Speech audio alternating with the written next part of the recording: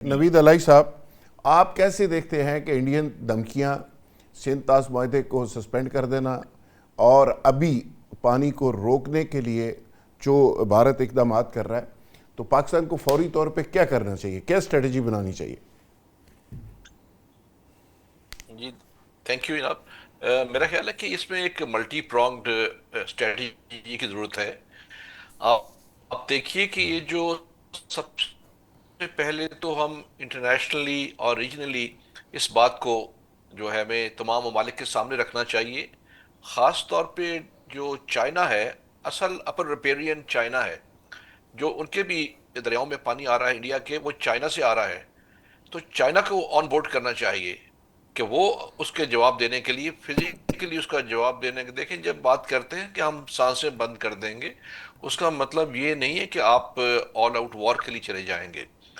वो जो तरीकाकार है डैम को तबाह करना, वो लास्ट रिजॉर्ट होगा। अगर हमारी सिक्योरिटी जेपरडी में चली जाएगी इस लेवल पे कि हमें अपने भी लाले पड़ जाएंगे, तो फिर हम तो हर चीज इस्तेमाल करेंगे। लेकिन उससे पहले बहुत ऑप्शंस मौजूद हैं। जैसे देखिए कि लास्ट अप्रैल में उन्होंने इसको जो आर्बिट्रेरीली वन साइडेड जो है, उन्होंने ट्रीटी को कहा कि हम नहीं नलीफाई कर दिया और कहा कि आप ये कर नहीं सकते। तो पाकिस्तान के पास ऑप्शंस हैं कि वहां पे भी शुरू रखे अपना कोशिश। और इंटरनेशनली भी, जैसे तंगी साहब ने कहा, इंटरनेशनली भी डिप्लोमेटिक एफर्ट्स जो हैं, सस्टेन्ड एफर्ट्स जो हैं, वो जारी रखें और चाइना को ऑन बोर्ड करके फोर्सफुल जो एक्शन करने करें, ताकि जो अपर रिपेरियन है वो भी उनको बताए कि मैं पानी यहाँ पे रोकूंगा तो भाई इंडिया में भी पानी नहीं आएगा। इसलिए आप इस तरह का काम नहीं कर सकते कि आप लो रिपेरियन के साथ इस तरह की, दुनिया में ऐसे ऐसे नहीं होता। लॉज एंड रूल्स बने हुए हैं कि अपर रिपेरियन लो रिपेरियन के राइट्स को वॉच करेगा। तो ये तमाम जो फोरम्स हैं, तमाम जो मालिक हैं, उनको ऑन बोर्ड करना पड़ेगा। बिल्कुल ठीक है अजहर सदीक साहब। जैसे नवीद अलाई साहब ने कहा कि चाइना को ऑन बोर्ड करना चाहिए, और फिर आज मिनिस्टर्स ने बड़ी जज्बाती बातें भी की। मुसद्दक मलिक साहब ने कहा कि हमारे मुजाइलों की जद के अंदर हैं ये बंद और ये डैम और जो इंडिया बना रहा है। तो आप समझते हैं कि फिर अभी वो वक्त आ गया है कि दो चार मुजाइलों का मुजाहरा होना चाहिए और वो जो डैम बनाए गए हैं पानी रोकने के लिए, किसी को टारगेट करना चाहिए, हिट करना चाहिए? बहुत शुक्रिया।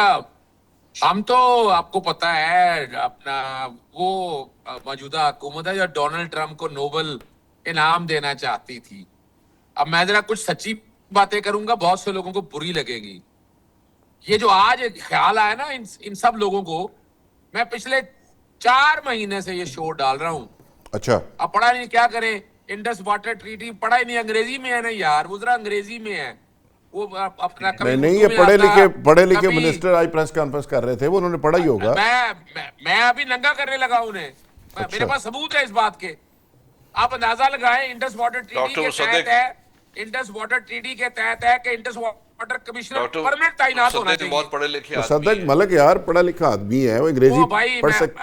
मैं बड़ा अच्छी तरह जानता हूं उनको। तारड़ साहब भी वो इंफॉर्मेशन गैस के की मिनिस्टर। मिनिस्ट्री में क्या कुछ करते रहे, छोड़े पढ़े लिखे का। मैंने चार्ट डालना है यार पढ़े लिखे हरपाल का, इफ्तिखार साहब मैंने सवाल पढ़े क्या लिखे का पूछा है चार्ट इसमें? डालना है। जरा सुने जरा, अब सुने जरा। ये भाई इन पढ़े लिखे साहब की बात करने लगा हूं। इनके पास 3 सवाल छोड़ता हूं मैं। इन्हें बताएं, इंडस वाटर कमिश्नर का जो कमिश्नर है वो परमानेंट क्यों नहीं तैनात किया? 2 साल हो गए उसको। मैं पिछले 6 महीने से लगा हूं। मैंने पिटीशन फाइल की है इस्लामाबाद हाई कोर्ट में। वो जवाब मांगा।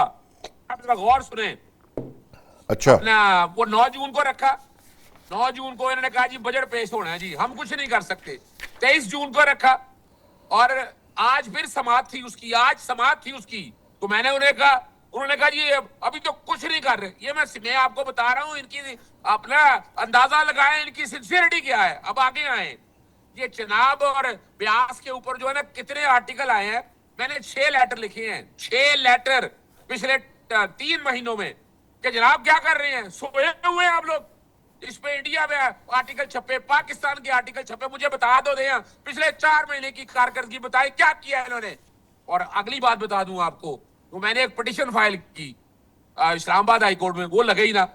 अल्टीमेटली मैंने एक और पिटिशन फाइल की खत लिखने के बाद, वो आज लगी थी चीफ जस्टिस साहब के पास। चीफ जस्टिस साहब ने पहले कहा कि वो इनकी तरफ से वो आ गया असिस्टेंट अटॉर्नी जनरल का, जनाब ये पॉलिसी मैटर है। मैं कहा कौन सा पॉलिसी मैटर है? 24 करोड़ अवाम के हकूक का मसला है। इन्होंने आज तक कभी इंडस वाटर ट्रीटी पे अमल दरामद के हवाले से सोचा? इनके पास तो रिसेंट फैसला था अभी का, ये पिछले 2023 का फैसला मौजूद था। मैं ये चैलेंज कर रहा हूं इनको। प्रॉब्लम क्या है, इनकी पूरी तवज्जो किधर थी? वो ट्रम्प को नोबेल इनाम देना था सर। वो इस मामले में इतना डूबे हुए थे, इन्हें पता नहीं था कि दूसरी तरफ क्या हाल हो रहा है। ये वो हालात है। और आज आगे एक प्रेस कॉन्फ्रेंस करके या एक सेमिनार करके हम समझ रहे हैं बहुत बड़ा कारनामा कर दिया। आपके सेमिनारों से या प्रेस कॉन्फ्रेंस से क्या फर्क पड़ना? उन्हें कोई फर्क नहीं पड़ना। मुझे प्रैक्टिकली बताएं आप तक क्या किया आपने प्रैक्टिकली। अगर आप इंटरनेशनल कोर्ट ऑफ जस्टिस में गए, बताएं, या पहले भी गए थे, अब तक गया है कोई? मैंने अटॉर्नी जनरल दफ्तर को लिखा, मैंने प्रेसिडेंट को, मैंने प्राइम मिनिस्टर, मैं 4 महीने से जगा रहा हूं इनको। 4 महीने हो गए मुझे जगाते हुए।